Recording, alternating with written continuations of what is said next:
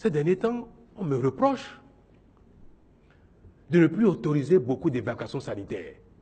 Parce que tous les ans, on envoie beaucoup de gens en France se faire soigner. Ceux qu'on envoie se faire soigner en Afrique du Sud, au Maroc, en France.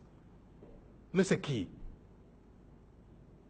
Ce sont ceux qui ont droit, surtout les fonctionnaires, les ayants droit de l'État, les ministres, les parents du président, les amis du président, les amis de mes amis, les parents de mes parents. Parce que ceux-là, quand ils vont faire un dossier, on demande que le président autorise. Le président regarde, ah, c'est telle personne, il faut l'évacuer. Celui qui, dans son village, ne connaît personne, n'est pas proche du pouvoir, il n'a pas de chance d'être évacué. Mais j'ai regardé ce qu'on dépense en évacuation sanitaire. Des dizaines de milliards pour quelques personnes. Et j'ai dit, on va réformer aussi notre modèle d'évacuation sanitaire. Il faut qu'on fasse l'effort d'améliorer les soins de santé au Bénin. Pour que le plus grand nombre soit soigné au Bénin.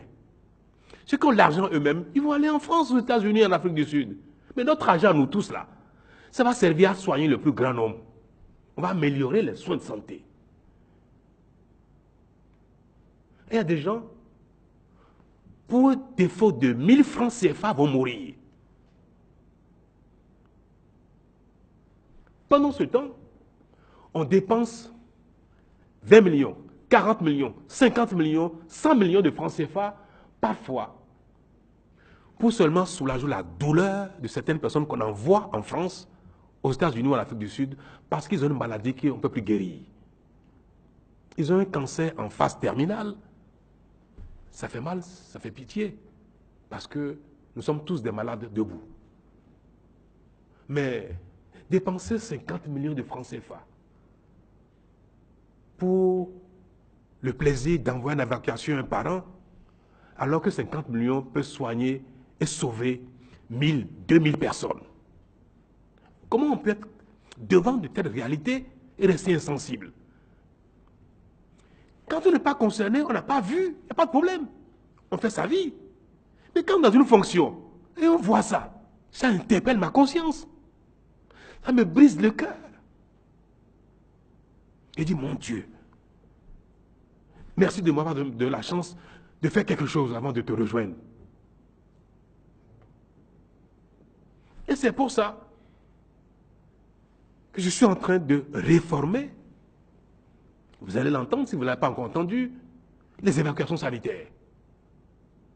J'ai pris un prestataire unique, avec des gens que j'ai mis dedans pour dire, il faut voir les dossiers les plus urgents, plus impératifs, et faire beaucoup d'économies pour que ces économies-là aillent à l'amélioration du plateau technique, à la construction d'autres hôpitaux, parce que j'ai programmé que nous allons construire au Bénin un hôpital de référence internationale qui n'existe peut-être nulle part en Afrique de l'Ouest.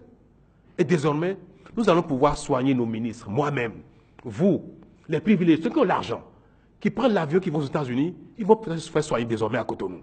Cet hôpital va soigner également les indigents, les pauvres aussi, et nous n'aurons plus besoin d'envoyer nos malades à l'étranger. Mon programme, ça je le dis devant vous, haut et fort, dans quelques années, nous allons interdire les évacuations au Bénin. Si quelqu'un a l'argent lui-même, il va où il veut. Il y a des pays d'Afrique qui n'évacuent pas.